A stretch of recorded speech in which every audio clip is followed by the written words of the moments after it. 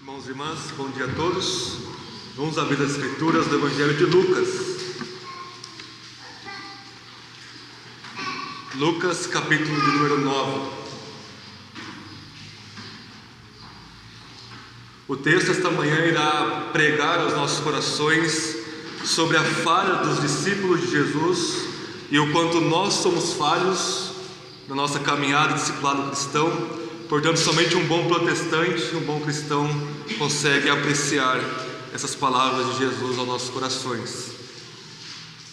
Lucas capítulo 9, a partir do verso 37.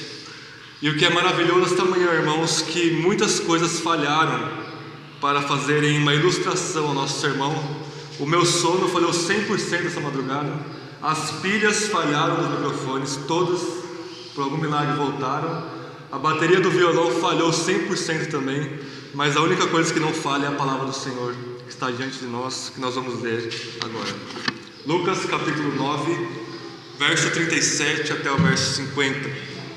Após a leitura, eu irei dizer: esta é a palavra do Senhor, e por favor, todos que creem respondam com um amém. Nós vamos orar mais uma vez. Todos acharam? Lucas capítulo 9, a partir do verso 37. Depois de Jesus ter descido do monte da transfiguração, do sermão passado, diz assim: no dia seguinte, quando desceram do monte, uma grande multidão foi ao encontro dele. E um homem na multidão clamou: Mestre, peço-te que olhes com atenção para o meu filho, o meu único filho, pois o espírito o domina, fazendo-o gritar subitamente. Provoca-lhe convulsões até fazê-lo espumar pela boca, e mesmo depois de o ferir, dificilmente o larga.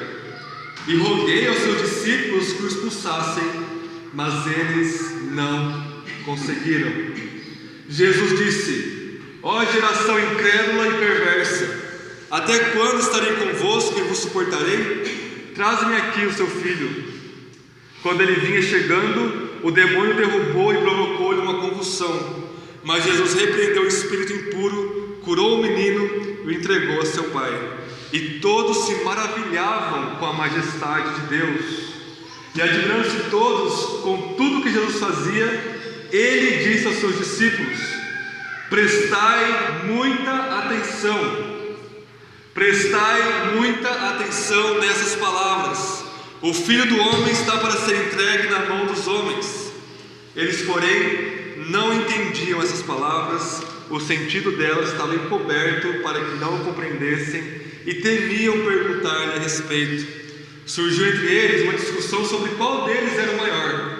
Mas percebendo-lhes o pensamento do coração, Jesus tomou uma criança, colocou-a junto de si e disse-lhes: qualquer pessoa que recebe essa criança, em meu nome a mim me recebe, e quem me recebe, recebe aquele que me enviou. Pois quem for o menor entre vós, esse será grande. João lhe disse: mestre, vimos um homem que expulsava demônios em teu nome, e nós o proibimos, pois ele não nos acompanhava. E Jesus lhe respondeu: não o proibais, pois quem não é contra vós, é por vós. Essa é a palavra do Senhor. Vamos orar, irmãos, mais uma vez?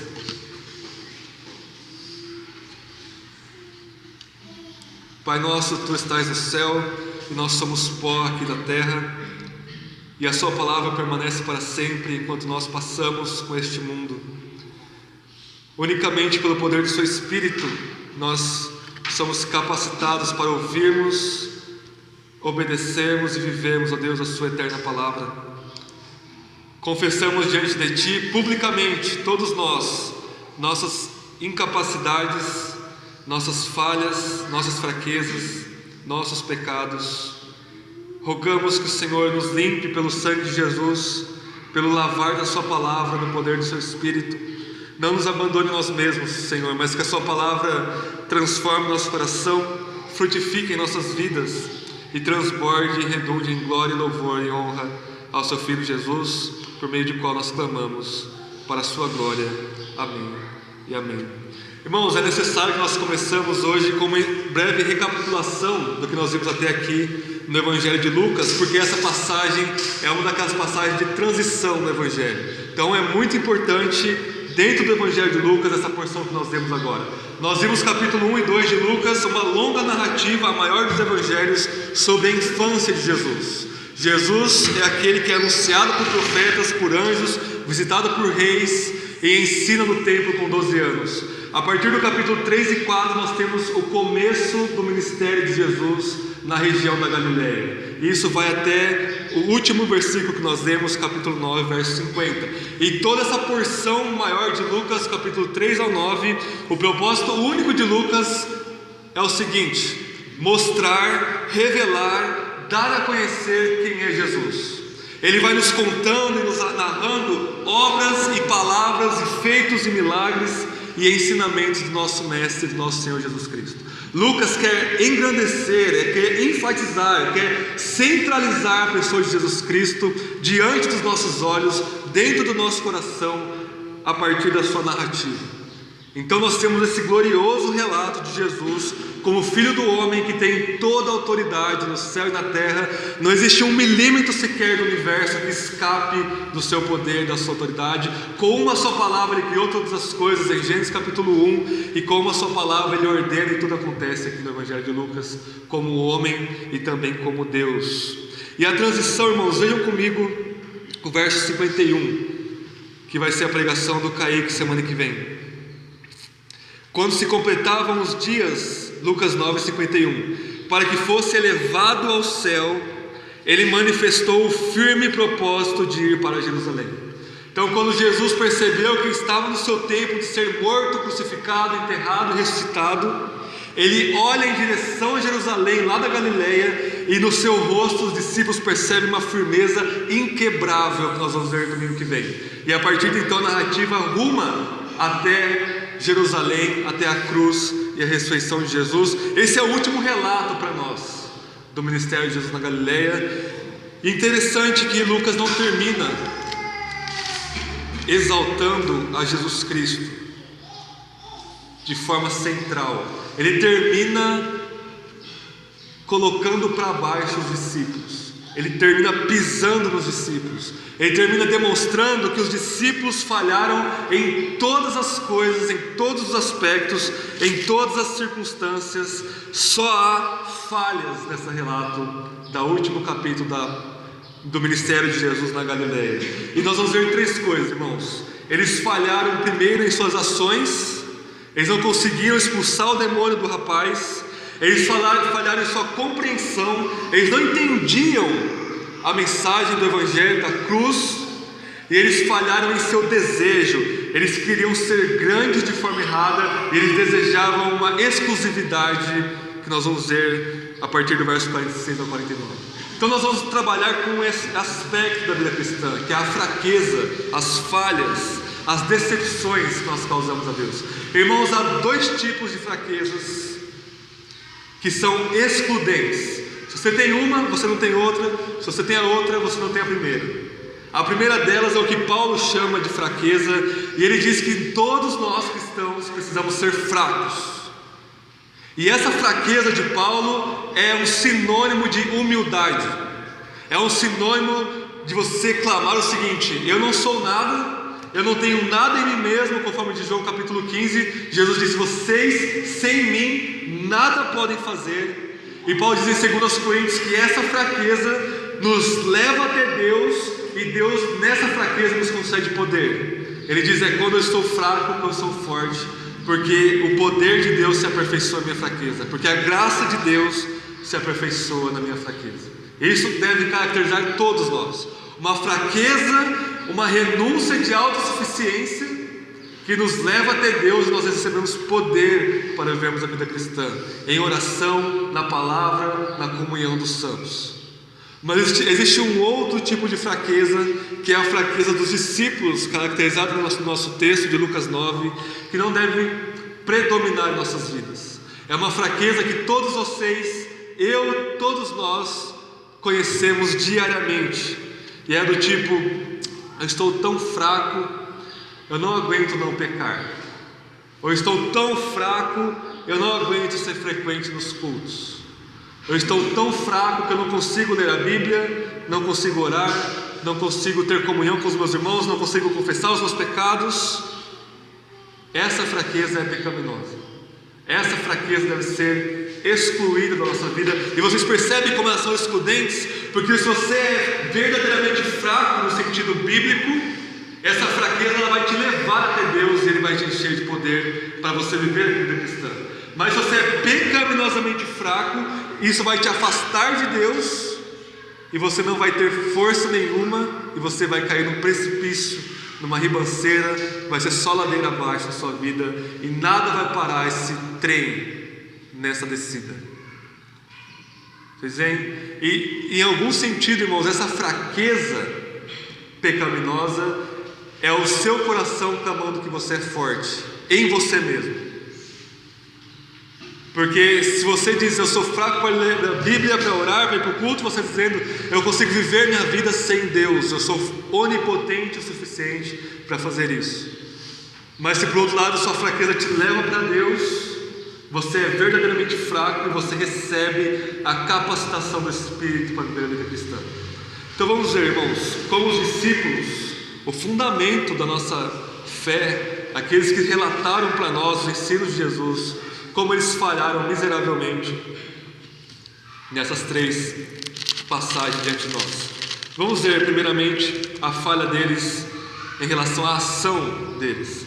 Verso 37 diz assim: no dia seguinte, depois que Jesus desceu lá do monte da transfiguração, que estava Moisés e Elias com ele, Pedro, Tiago e João, como nós vimos semana passada, Deus abre os céus e diz: este é meu filho, meu eleito, a ele vocês devem ouvir em todas as coisas. Depois disso, verso 38, um homem na multidão clamou: mestre, eu peço que olhes com atenção para o meu filho, e enfatiza: o meu único filho, pois o espírito dominou, e provavelmente esse demônio estava causando uma espécie de epilepsia nesse rapaz. E os outros discípulos que ficaram no pé da montanha, exceção de Pedro, Tiago e João, que subiram, estava lá Mateus, Judas, André, todos os outros discípulos, eles não conseguiram expulsar o demônio dessa criança, desse adolescente, desse rapaz. Vejam só o que diz o verso 40. Vejam a ênfase no texto que Lucas dá ao advérbio negativo não. E roguei aos seus discípulos que o expulsassem, mas eles não conseguiram. Eles falharam, eles não tiveram poder, capacidade, não tiveram absolutamente nenhuma condição de curar meu filho. Eles não conseguiram. O texto grego é enfático. Eles não, por nenhuma via, por nenhuma maneira, conseguiriam fazer uma coisa dessa. Eles estavam incapazes. Eles não se lembraram de orar a Deus. Eles não se lembraram de alguns capítulos anteriores. Jesus comissionou eles para ir a todas as aldeias.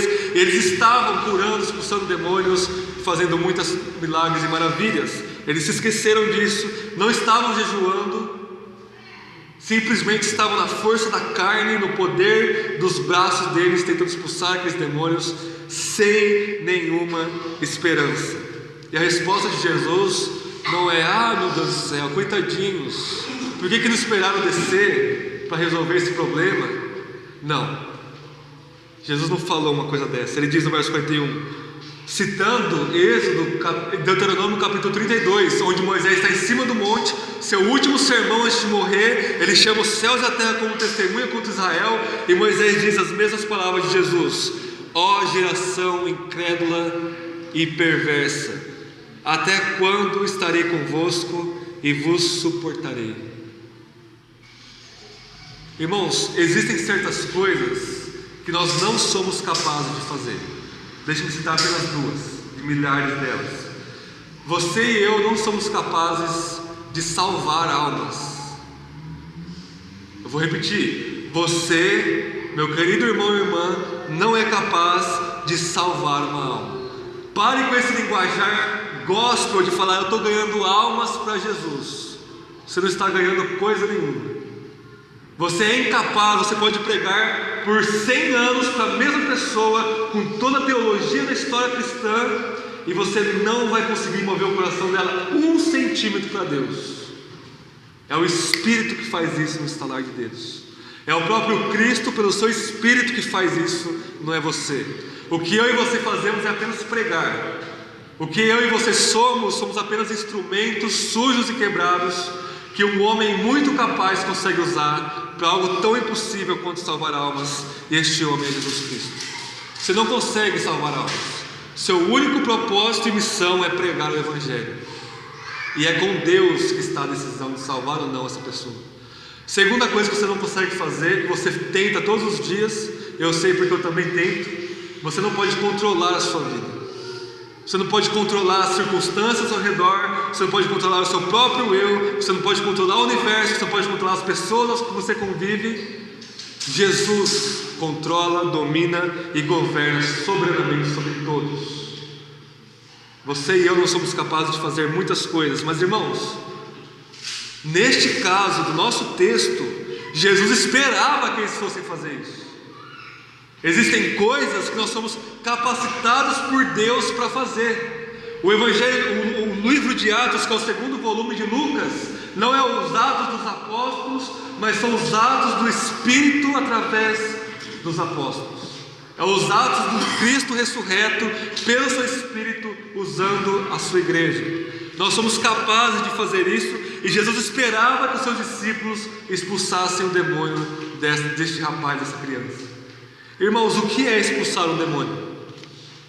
Será que é só uma manifestação visível, um espetáculo? O próprio Lucas nos responde. No começo do seu ministério na Galileia, em Lucas capítulo 4, Jesus estava na sinagoga pregando, e ele diz: o Espírito do Senhor Deus está sobre mim, citando Isaías 61. E ele me ungiu para quê? Para pregar as boas novas, alimentar os pobres, curar enfermos, expulsar demônios, estabelecer o reino de Deus. Ou seja, a expulsão ou o exorcismo de um demônio de uma pessoa é a manifestação do reino de Deus, é a manifestação pública e visível da autoridade do Messias, do Rei, que é Jesus Cristo. E eles receberam o poder do Espírito para fazer isso. Vocês veem?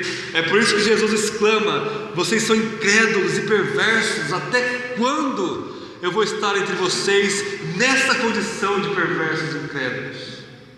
Vocês veem? Jesus esperava isso, e Ele espera isso de cada um de nós. Ele espera que nós manifestemos a sua glória, a sua autoridade e o seu reino em todo esse mundo de trevas. Através da pregação, expulse alguns demônios. Você vai ver que vai fazer bem para a humanidade. Não é pecado expulsar demônio, irmãos. Eu digo isso para o nosso público reformado. Cure enfermos. E a sua principal tarefa: pregue a Cristo Jesus. E seja usado pelo Espírito para levar almas ao reino. É o Espírito que faz isso através de você. Então Jesus repreende no verso 41. Verso 42, o demônio se manifesta diante de Jesus, e Jesus expulsa. E no verso 43, todos se maravilhavam com a majestade de Deus, com o reino de Deus, com o domínio, a manifestação da glória de Deus através desse homem, Jesus Cristo. Então eles falharam em suas ações, eles não conseguiram fazer, eles não conseguiram espalhar o reino de Deus em meio às trevas, eles não conseguiram destituir o domínio do diabo e estabelecer o domínio de Cristo, de Deus, na vida desse rapaz. E todos nós falhamos quando nós não vivemos o discipulado de Jesus Cristo para nós. Segundo lugar, irmãos, a partir da segunda metade do verso 43, eles tiveram uma falha mental, a compreensão deles falhou. Verso 43, todos se maravilhavam com a majestade de Deus, e admirando-se todos com tudo que Jesus fazia. Ou seja, desde o capítulo 4 até aqui, Jesus, ele disse a seus discípulos, verso 44, prestai muita atenção nessas palavras. Jesus nunca fala isso, irmãos. Ou ele já começa falando, ou ele fala, presta atenção no que eu estou falando. Mas aqui, enfaticamente, ele fala, prestem muita atenção no que eu estou falando para vocês. Essa é a coisa mais importante que eu vou falar para vocês, despedindo-me da Galileia. Prestem muita atenção nessas palavras. O Filho do Homem está para ser entregue nas mãos dos homens. O Evangelho de Marcos diz que Jesus falava claramente Ele dizia: Pedro, Tiago, João, os outros, eu vou morrer. Os escribas, os fariseus, os principais sacerdotes vão me entregar na mão do Pôncio Pilatos, vão me entregar na mão dos romanos, e eles vão literalmente me matar, e eu vou ressuscitar no terceiro dia. Jesus não contou uma parábola, Jesus não contou um ensino enigmático, ele falou claramente, irmãos. E é claro que eles entendiam a sintaxe, eles entendiam a ordem das palavras. Mas vejam só, verso 45: eles, porém, não entendiam essas palavras, o sentido delas estava encoberto para que não compreendessem, e temiam perguntar-lhe a esse respeito.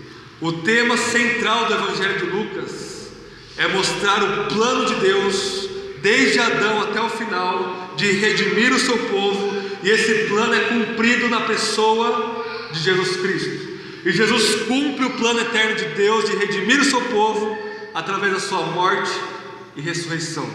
E os discípulos sabiam que Deus tinha um plano, eles sabiam, conheciam o Antigo Testamento, mas o Antigo Testamento era como peças de quebra-cabeça espalhadas na mesa, eles não conseguiam juntar as peças. E quando Jesus dizia: eu sou o Messias, vocês estão vendo isso, vocês confessaram isso, mas eu vou morrer. Isso não entrava na cabeça deles. Eles não tinham categorias para um Messias sofredor na mente deles. Eles não tinham. Como é possível, Jesus, que o plano de Deus, um Deus glorioso, majestoso, que se revelou com tanta glória e com tanto peso no Antigo Testamento, agora vai se manifestar na maior fraqueza de todas, na maior vergonha do primeiro século, que era a cruz romana? Eles não entendiam isso, eles não compreendiam a mensagem da cruz. E eu e você, meus irmãos e irmãs, nós fazemos o mesmo. Nós não entendemos a mensagem da cruz. Por exemplo, todas as vezes que nós murmuramos, todas as vezes que nós reclamamos dos nossos sofrimentos, todas as vezes que nós não aceitamos o nosso estado atual de vida. Todo o evangelho da prosperidade, essa grande baboseira evangélica que é pregado por aí, é uma pública negação da cruz. É os discípulos dizendo: nós não queremos a cruz. Não aceite isso, você tem que determinar. Sabe o que quer dizer você tem que determinar a vitória na sua vida? É o diabo dizendo para você: você será igual a Deus, porque só Deus pode determinar. Vocês veem a minúcia do falso evangelho, e Paulo diz que todo falso evangelho é uma obra da serpente, do diabo, do dragão, ou como quer que vocês queiram chamar. Portanto, parem dessa birra infantil. Como nós vimos 2 domingos atrás, a partir do verso 18 do capítulo 9 até o verso 27, Jesus disse: quem quer vir após mim, negue-se a si mesmo, tome todos os dias a sua cruz e siga-me, porque eu mesmo vou ser morto e ressuscitado. Eles falharam em entender isso. Eu espero que nenhum de nós, depois de hoje, venhamos a falhar, que nós venhamos abraçar o sofrimento, como eu sempre digo em todos os sermões que Jesus fala de sua cruz. Nós venhamos a abraçar e a aceitar, não a ditar o plano de Deus, mas a receber o plano de Deus como uma dádiva, como um presente, como uma bênção para nós. E em terceiro e último lugar, a partir do verso 46, eles estavam com um problema em suas mãos, no sentido simbólico de que eles estavam incapacitados de fazer e viver o Evangelho. Eles estavam incapacitados em sua mente, eles não conseguiam de maneira alguma compreender a mensagem da cruz, e eles estavam incapacitados no sentido mais profundo. Nós estamos ecoando mãos, ação, mente, agora nós vamos descer para o coração, o desejo, a vontade, o núcleo da nossa existência. Verso 46, eles estavam querendo ser grandes no reino de Deus, eles desejavam uma grandeza incabível. E vejam como é irônico, irmãos. Lucas constrói toda essa narrativa com uma ironia que às vezes é difícil você não rir, porque se não fosse trágico, iria ser cômico. Eles acabaram de experimentar uma vergonha pública. Eles não conseguiriam expulsar aquele demônio daquele rapaz. Jesus estava falando, eles não estavam entendendo o que Jesus estava falando. Pedro, Tiago e João viram Jesus com glória, seu rosto resplandecia como o sol. Elias e Moisés, um de cada lado, eles desceram, eles não podiam fazer nada. Logo depois, Jesus expulsa o demônio. Pedro, Tiago e João, os outros, quem vai ser o maior no reino de Deus? Imagina Pedro dizendo: eu vou ser o maior no reino de Deus. Fui eu que disse que ele é o Messias. E ele disse: bem-aventurado Simão Pedro, foi o Pai que o revelou que eu sou o Messias.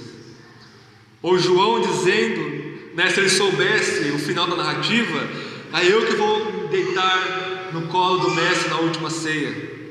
Ou Tiago dizendo: não, sou eu que vou ser o maior, eu estava lá no Monte da Transfiguração.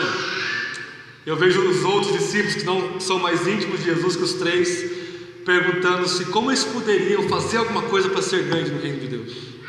Jesus pega uma criança, verso 57 e 58, e diz: vocês têm que ser como essa criança.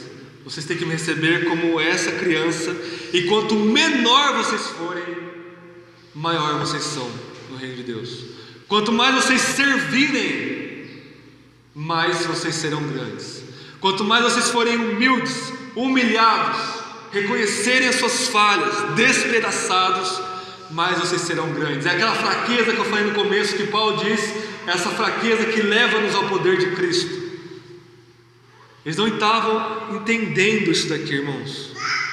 E em o último cenário do ministério da Galileia, tinha um rapaz expulsando demônios, fazendo o que eles não estavam conseguindo fazer, mas que não fazia parte do círculo dos 12.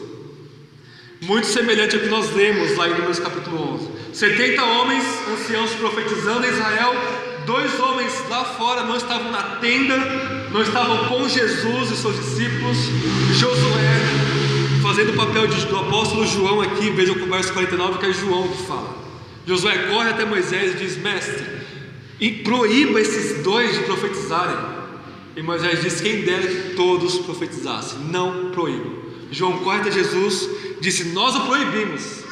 Então não foi nem Jesus que proíbe eles, não, nós que temos autoridade agora, proibimos esse rapaz. E Jesus disse: não o proibais, quem não é contra vós é por vós. Não tenham um zelo denominacional, exclusivista, de só nós somos certos. Esse pensamento é o pensamento de todas as seitas heréticas do mundo. Só nós, só nosso grupinho, só nosso modo de pensar, a caixinha é correto, mas ninguém é correto. Imaginem o absurdo de eu chegar aqui e dizer: irmãos, pessoal lá da Assembleia de Deus, da Presbiteriana do Brasil, da Quadrangular, pessoal, esqueci o nome agora, os anglicanos, nós temos que proibir eles de pregar. Eles não são igreja de Cristo Jesus. Só nós aqui, nosso guetinho da Igreja Batista Reformada, é que somos a verdadeira igreja de Cristo Jesus. Irmãos, essa é a maior mentira que existe. Qualquer grupo de pessoas que pensa isso já está automaticamente em heresia e excluído do corpo de Jesus. A igreja é uma, a igreja é católica, ela está em todo o mundo. E nós somos uns com os nossos irmãos e irmãs de outras denominações. É um absurdo. O bom das denominações é que cada um pode adorar a Deus com a consciência limpa. Se você gosta de batizar crianças, você vai adorar a Deus na presbiteriana. Se você é mais carismático, você vai adorar a Deus na Assembleia de Deus. Se você é mais esquisito, você vem aqui. Mas todos nós somos um em Cristo Jesus. Amém? Chega desse zelo exclusivista. E eu quero terminar com 3 conclusões para encerrar o ministério na Galileia e encerrar esse texto para nós. Primeiramente, nós falhamos em todas as áreas da nossa vida quando nós não ouvimos e obedecemos a Jesus Cristo. Eu vou repetir: você falha em todas as áreas da sua vida quando você não ouve o que Jesus está dizendo para você. Os discípulos aqui falharam em tudo, não tinha mais nada para eles falharem. Ações, compreensão, vontade, desejo, zelo exclusivista falharam em todos os aspectos de suas vidas. E eu e você fazemos o mesmo. Nós somos falhas ambulantes quando nós não ouvimos Jesus Cristo. Você, homem, falha como pai. Se você não está sendo um pai conforme diz as Escrituras. Você falha como marido se você não está sendo um marido conforme Jesus Cristo te disse.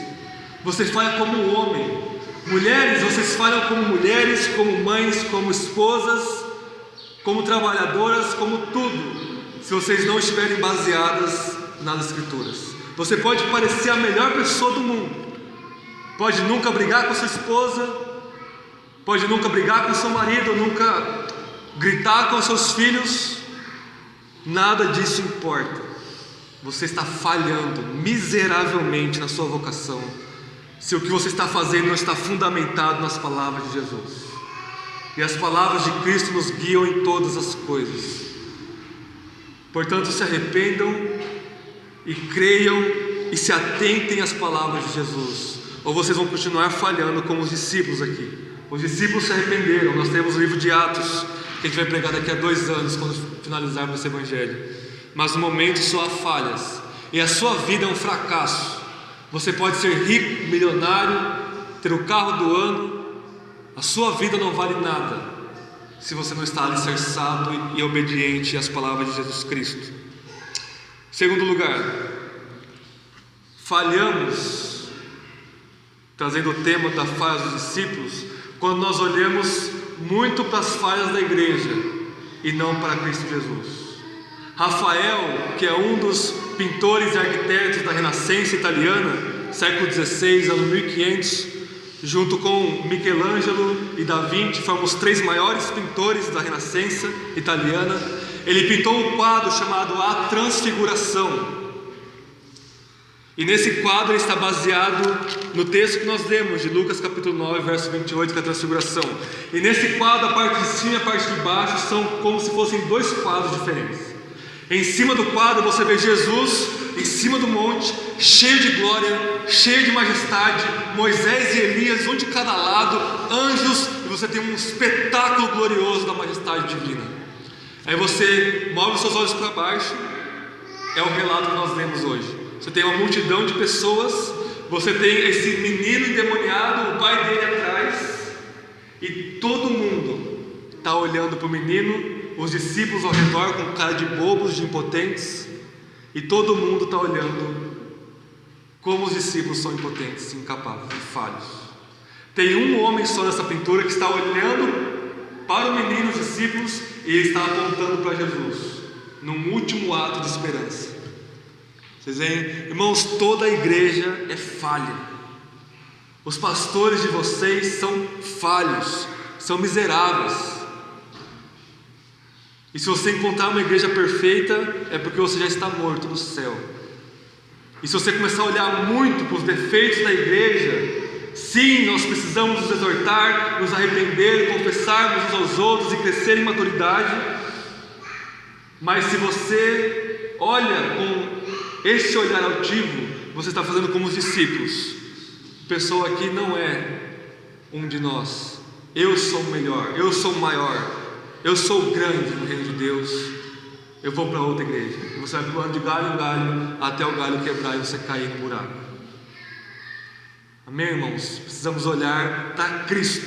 Ele sim é o homem perfeito, Ele é o nosso modelo. Os discípulos falharam porque eles não estavam olhando para Cristo. Estavam olhando para o menino, para o demônio, para a vergonha pública, e se esqueceram de Jesus.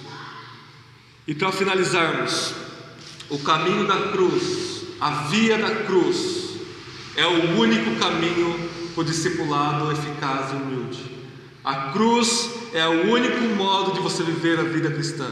Vejam que os 3 falhas na vida deles, nesse momento, se deu porque eles não se atentaram para o que antes Jesus disse: tomem a cada dia a sua cruz e me sigam.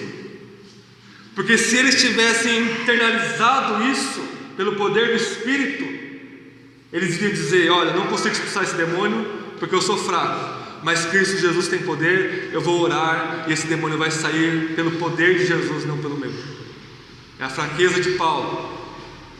Se eles tivessem atentado para Jesus, eles teriam entendido que Jesus iria morrer na cruz, mas que iria corporalmente ressuscitar dos mortos 3 dias depois. E se eles tivessem entendido a mensagem da cruz, eles não estariam discutindo quem era o maior ou quem seria o maior no reino de Deus, e nem estariam com esse zelo exclusivista de achar que só eles estavam com a razão e com a autoridade. Porque a mensagem da cruz, primeiro, ela nos humilha, e depois ela nos dá um amor tão grande, tão genuíno, que nós compartilhamos a Cristo Jesus. Você chama outras pessoas de outras denominações de irmãos, irmãs, da mesma forma que você chama aqui. A mensagem da cruz, ou o caminho da cruz, é o único modo, irmãos, não existe outro. A morte é o que te espera, negação de si mesmo é o que te espera, e sem isso você é uma falha. E com isso você reconhece as suas falhas e o Espírito começa a te moldar à imagem de Jesus Cristo. E assim nós encerramos o glorioso ministério de Jesus na Galileia. Vamos orar.